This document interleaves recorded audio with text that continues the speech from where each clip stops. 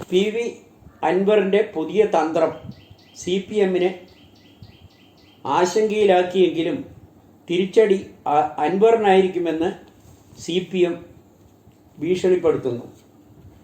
P V Anwar Tamil Nadu പോയി DMK നേതാക്കളെ കണ്ട് ചർച്ച നടത്തി പുതിയ ചാണക്യ തന്ത്രം ഒരുക്കി സി പി എമ്മിന് പണി കൊടുക്കാൻ നീക്കങ്ങൾ നടത്തുന്നത് സി പി എമ്മിനെ അങ്കലാപ്പിലാക്കിയിരിക്കുകയാണ്.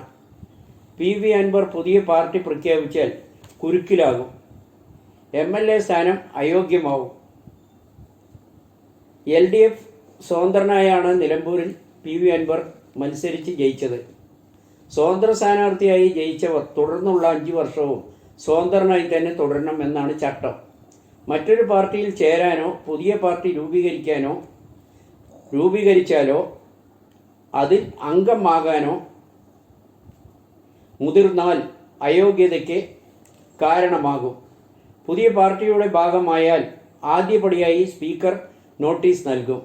നിയമ തടസ്സമുണ്ടെങ്കിൽ രാജിവെക്കാൻ തയ്യാറാണെന്ന് അൻവർ ഇത് മനസ്സിലാക്കിയാണ് നേരത്തെ തന്നെ പറഞ്ഞതെന്ന് വേണം കാണാൻ. നിലമ്പൂർ, പാലക്കാട്, ചേലക്കരയിലും ഒരുമിച്ച് ഉപതെരഞ്ഞെടുപ്പ് വരും എന്നാണ് അങ്ങനെയാണെങ്കിൽ കാണേണ്ടത്.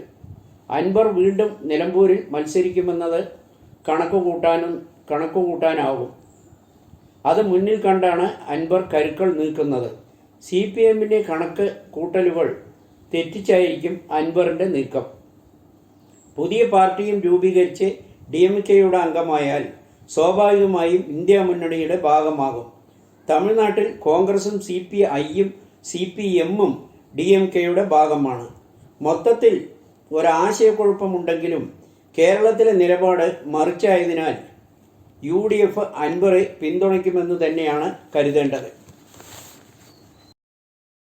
ഉപതെരഞ്ഞെടുപ്പിൻ്റെ പ്രാരംഭ നടപടികൾ ആരംഭിച്ച് പാർട്ടികൾ.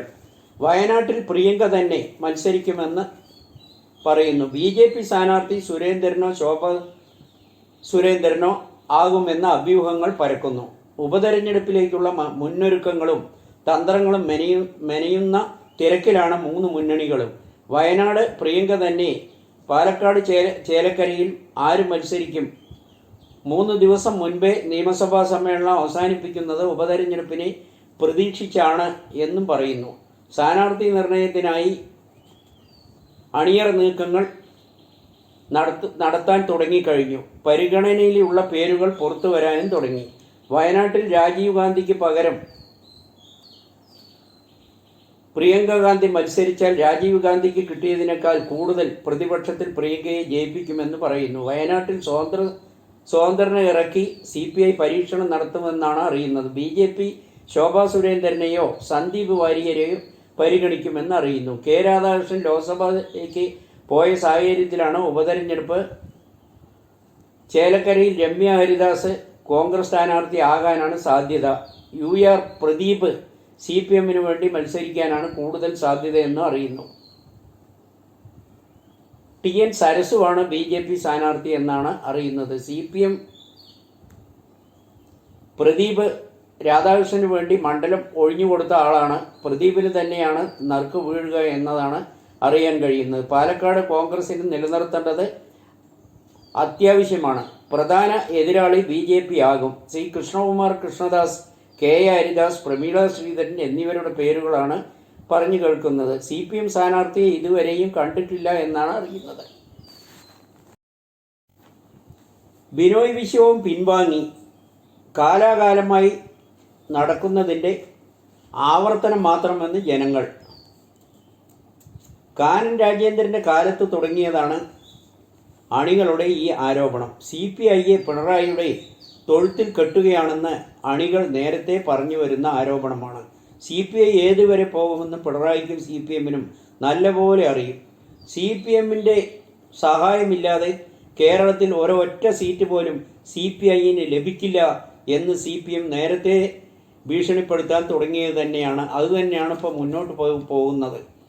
ബിനോയ് വിശ്വം ഈ കാര്യത്തിൽ ഉറച്ച നിലപാട് സ്വീകരിച്ചതിൽ ജനങ്ങൾ അത്ഭുതപ്പെടുകയായിരുന്നു. ദിവസങ്ങൾ കഴിഞ്ഞതും മലക്കം മറിഞ്ഞ് പിണറായിയുടെ പിടിവാശിക്ക് മുന്നിൽ തല താഴ്ത്തി ന്യായീകരിക്കുകയാണ് ചെയ്തത്. LDFിലെ രണ്ടാം കക്ഷിയാണ് CPI കേരളം ജനങ്ങൾ കണ്ടു വന്നിരുന്നത്. എന്നാൽ ജോസ് കെ മാണി LDFിൻ്റെ ഭാഗമായതിനാൽ ശേഷം CPIയോട് ചിറ്റമ്മ നയമാണ് സ്വീകരിച്ചു വരുന്നതെന്ന ആരോപണം പാർട്ടിക്കുള്ളിലുണ്ട്. എങ്കിലും CPMൻ്റെ എല്ലാ നിലപാടുകളും സഹിച്ച് കൂടെ നിൽക്കാൻ മാത്രമേ അവർക്ക് കഴിയുള്ളൂ എന്ന അവസ്ഥയാണ് ഉള്ളത്.